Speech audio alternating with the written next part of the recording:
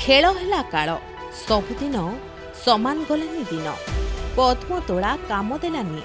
सबुठु दुखद और चिंताजनक है एते शिक्षित पुलिस और सचेतन लोकंक आगरे चालीगला साप धराली जीवन। वीडियो करी मजा नेउथुबा देखणा हारी भी बंचाई पारिलेनी।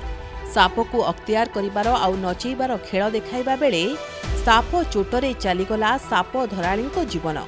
एभली दुखद और चिंताजनक घटनाटी घटिछि सुवर्णपुर जिला वीर महाराजपुर थाना परिसर में। डजने पाखापाखी पुलिस और लोक साप खेल देखिबा बेले भाबी नथिले जे एहार परिणाम केते भयंकर।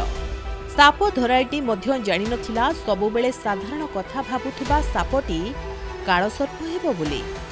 घटनाटी एमिति किछि साप धरती अन्यर जीवन बंचाती। खबर पहुंचीबा मात्रे तुरंत आसी पहुंची जाती।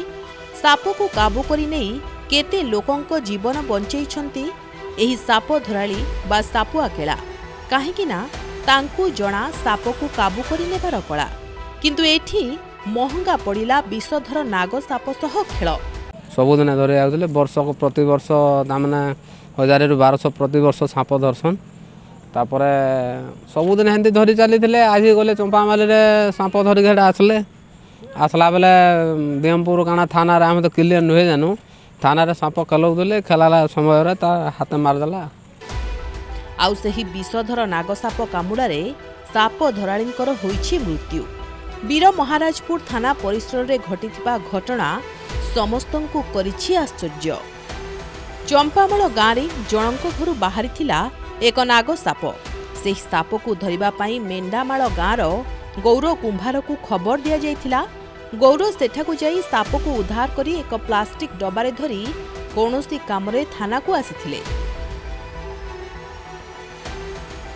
तेबे थाना रे पुलिस अधिकारी और कर्मचारी सामने साप को डबारू बाहर करी देखाइथिले।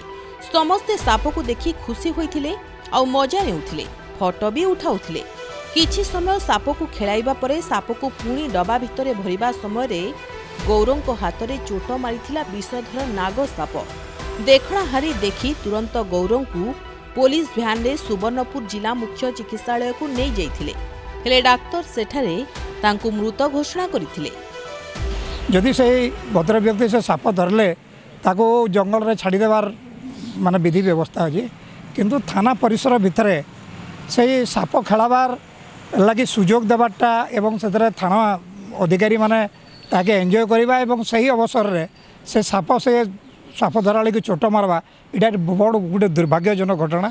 से अनुध्यान करवार कथा प्रकृति से टेक्निकाल लोक कि मामूली ज्ञान थी साप धरीजे एवं यही प्रकार जेन गोटे बहुमूल्य जीवन आज जेन नष्ट है निश्चित भाव में जड़े प्रत्येक बुद्धिजीवी एवं शिक्षित लोक तो निश्चित भाव में थाना अधिकारी मानकर खामखियाल बुद्धि के निंदा करबे।